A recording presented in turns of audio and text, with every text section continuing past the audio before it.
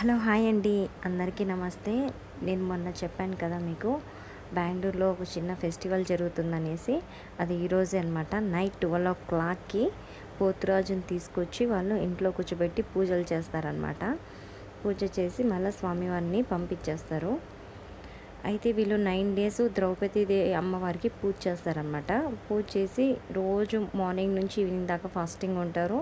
తర్వాత ఈవినింగ్ 5 రకాల వంటలు చేసి అమ్మవారికి పెట్టి ఆ భోజనం వాళ్ళు తింటారనమాట.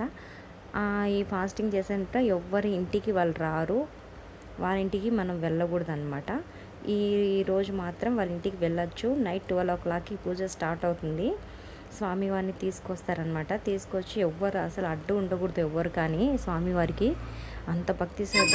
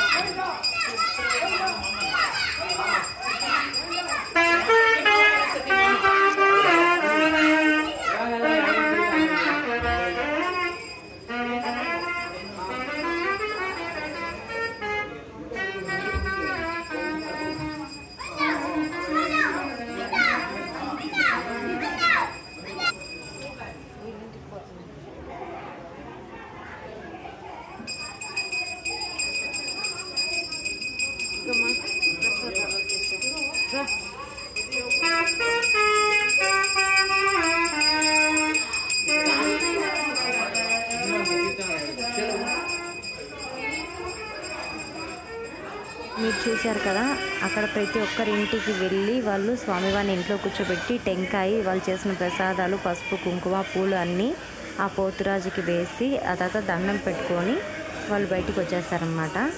ఇది వాళ్ళు 1 yearకి ఒకసారి ఖచ్చితంగా ఈ పూజ చేస్తారు. ఇక్కడ వాళ్ళు ప్రతి ఒక్కరి ఇంటికి, వాళ్ళ కులం ఉండే ఇంటికి ఖచ్చితంగా వెళ్ళి స్వామివారు అలా వస్తారనమాట.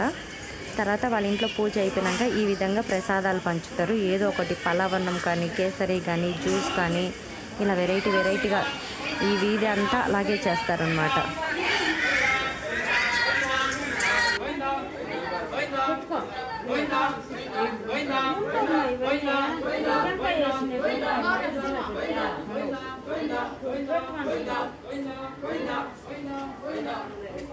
ఒక్కరింటికి స్వామివారిని తీసుకొని ఆ విధంగా పూజ చేసేసి మళ్ళీ తీసుకొని వస్తారు. వెంటనే తీసుకొని పోయి వెంటనే తీసుకొని వస్తారు. వాళ్ళకి ఎందుకు ఈ విధంగా చేస్తారంటే, ఒక పూర్వకాలంలో, పెద్దవాళ్ళ కాలంలో అమ్మవారిని స్వామి వాళ్ళ ఊర్లో వాళ్ళు, అమ్మ నువ్వు ఎక్కడికి వెళ్ళొద్దు, ఇక్కడే ఉండమ్మా ద్రౌపదమ్మ అంటే, బిడ్డ నేను ఊర్లో ఉండలేను, నేను వెళ్ళిపోతాను, కావాలంటే నేను సంవత్సరానికి చైత్ర పౌర్ణమి ముందు రోజు ఇంటికి వచ్చిపోతాననేసి పోతురాజు వాళ్ళ తమ్ముని పంపించి అమ్మ కూడా వస్తుంది.